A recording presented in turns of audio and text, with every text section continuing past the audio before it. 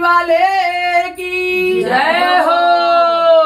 बोलिए सत्य सनातन धर्म की जय हो।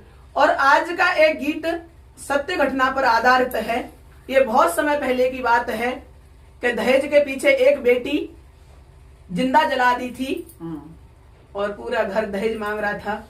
तो ये बहुत समय पहले की है। सत्य पर ये किसी बहन भैया ने लिखा है और जिन्होंने लिखा है प्लीज हमें कमेंट करके बताना ताकि आपका नाम हम टाइटल डिस्क्रिप्शन में दे सकें। तो अपने ही खून से बेटी चिट्ठी लिख रही है अपने पिताजी को। हाँ जी। ए दहेज के तावेदारो तुम्हें अकल कब आएगी, ये दहेज की बीमारी भारत से कब जाएगी। सही कहा बहन जी, ये भारत में ही है बस बीमारी दहेज की।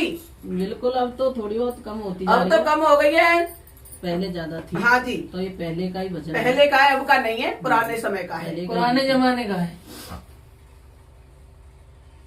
तो एक बेटी रो रो कर कह रही है, ओ पापा अपने ही खून से लिखी है चिट्ठिया, ओ पापा अपने ही